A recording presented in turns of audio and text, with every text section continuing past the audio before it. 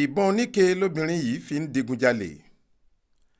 níṣe làwọn èèyàn àdúgbò kan sáré jọ̀nàjọ̀nà lọ ẹ̀ka iléeṣẹ́ ọlọ́pàá mòwe lálẹ́ ọjọ́ 25 oṣù kọkànlá yìí nígbà tí àwọn adigunjalè kan ya bo ilé ìtajà ńlá tí wọ́n ti ń ta àwọn nǹkan tẹnu ń jẹ bíi ìrẹsì, ẹ̀wà àti gàrí tó wà ní ìkóríta sàfárì ní adéṣan tí wọ́n yọ̀bọ̀n sí wọn tí wọ́n sì bẹ̀rẹ̀ sí kó owó ọjà táwọn oníṣọ́ọ̀bù náà ti pa lọ́jọ́ náà àtàwọn ọjà iyebíye.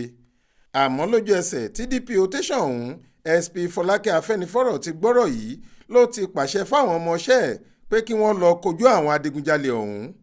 àwọn ẹ̀ṣọ́ aláàbò so-safe mòwe kan tẹ̀lé wọn lọ, ọwọ́ sì bà wọ́n.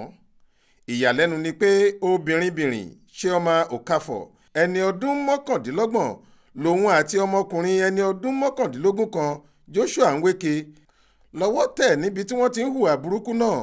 ohun tó sì jọ èèyàn lójú ni pé nígbà tí wọ́n mú wọn tí wọ́n ya ara wọn wò, ìbọn tí wọ́n mú dání táwọn èrò tó wà nílé ìtajà náà rí tí wọ́n fi dojú bolẹ̀ pẹ̀lú ìbẹ̀rùbojo. ìbọn náà kì í ṣe ìbọn gidi, ìbọn oníke ni. àmọ́ bí wọ́n ṣe ṣe é kò sẹ́ni tó lè mọ̀ pé kì í ṣe ojúlówó torí níṣe ló ń dán yinrin, ó sì jọ ojúlówó ìbọn gan-an. nígbà tí wọ́n ṣèwádìí lẹ́nu wọn, Nweke jẹ́wọ́ pé Chioma ló mú èròǹgbà pé káwọn máa digunjalè wá. ó ní ọ̀nà tó yá kíákíá táwọn lè tètè máa rí owó ná nìyẹn. ọ̀sẹ̀ kejì tó mú àmọ̀ràn náà wá ló lọ ra ìbọn oníke wálé. ó ní ìbọn náà làwọn á máa lò. ó sì kọ́ òun ní ọ̀rọ̀ táwọn máa sọ bóun ṣe máa di ìbọn náà mú àti báwọn ṣe máa fi halẹ̀ mọ́ àwọn èèyàn níbikíbi táwọn bá ti fẹ́ jalè. ó lóun ò tí ì tẹ̀lé lọ sóko olè rí.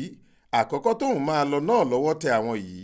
wọ́n ní nígbà táwọn afurasí ọ̀daràn yìí wọ ṣọ́ọ̀bù tó jẹ́ ti ọ̀gbẹ́ni Johnson Nwokoro ní nǹkan bíi aago 9 alẹ́ ọjọ́ náà, níṣe ni wọ́n kọ́kọ́ ṣe bí ẹni tó fẹ́ ra ìrẹsì àtẹ̀wà.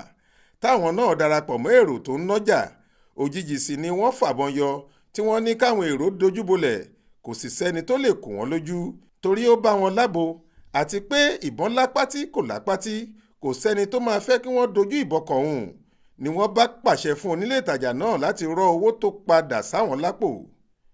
ṣá àwọn méjèèjì ti wà lólú iléeṣẹ́ ọlọ́pàá ìpínlẹ̀ Ògùn tó wà léléwé ẹran lábẹ́òkúta gẹ́gẹ́ bí kọmíṣánná ọlọ́pàá ìpínlẹ̀ Ògùn CP Lánrè Bánkọ́lé ṣe pàṣẹ.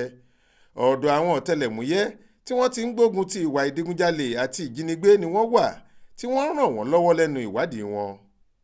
wọ́n ní lẹ́yìn ìwádìí ni wọ́n máa tó fojú wọn balẹ̀-ẹjọ́. Faith Adébọlá ló ń jábọ̀ ròyìn fún iléeṣẹ́ tẹlifíṣàn Aláròye online.